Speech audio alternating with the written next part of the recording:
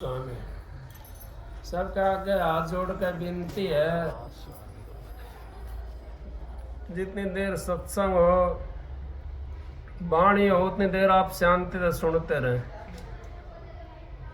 परम संत हजूर ताराचंद जी महाराज जी ने कसर तो कोई छोड़ी नहीं, क्योंकि उन्होंने इतनी वाणी का वर्णन करा, इतनी वाणियाँ खोली। जीव की समझ में फिर भी बात नहीं बैठी, क्योंकि हम तो इस तरीके से लगे हुए हैं, आज का दिन बीत जाए कल किसने देखा। लेकिन ऐसा नहीं है। संत महात्मा कहते हैं कि मनुष्य जन्म बड़ा कीमती जन्म है। ये बड़ा कर्म करने से मिलता है। ये 184 जिया जोन भुगतने के बाद में एक दफा मिलता है। इस मनुष्य चल को पा करके हम और फिर भी खाली रह जाते हैं। किस तरह रह जाते हैं? जैसे घर के अंदर कोई वस्तु रखी है, कोई चीज़ रखी है और हम उसको बाहर ढूंढते डोलते हैं। बाहर कोई चीज़ नहीं है, वो तो वस्तु तो घर के अंदर रखी हुई है।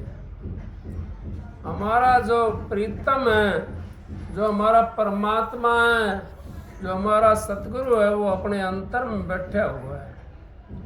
उसको अगर हम टोने की कोशिश करें तो उसको हम टो सकते हैं। किस तरीके से टो सकते हैं?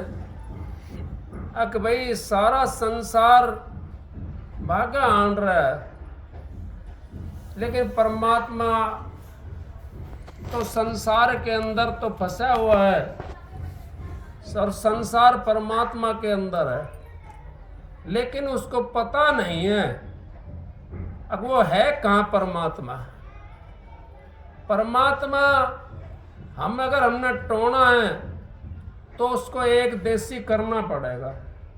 परमात्मा का सारा जीव, परमात्मा का वास सबके अंदर है। कोई ऐसा जीव नहीं है, कोई ऐसी वस्तु नहीं है जिसके अंदर परमात्मा का वास नहीं हो। लेकिन देखने के लिए हमारे पास वो दूरबीन तो नहीं है, उसके अंदर परमात्मा कैसे देखेंगे हम? परमात्मा तो हमारे अंतर में बैठा हुआ है, अपने को देख सकते हैं। भाई कहने लगा अब इसकी एक फूल की खुशबू कैसी होती है? अब फूल की खुशबू का कैसे कोई बताएगा? कोई रंग होता उसका, कोई रूप होता कोई उसका? नहीं होता।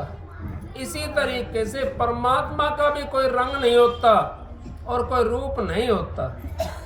वो तो अपने अंतर में जब हम खुशबू के पास में पहुंचेंगे तो वो खुशबू हमारे को महसूस होगी। ना तो निकलती दिखाई दे रही उस फूल के अंदर से और ना उसमें छुपती हुई दिखाई दे रही।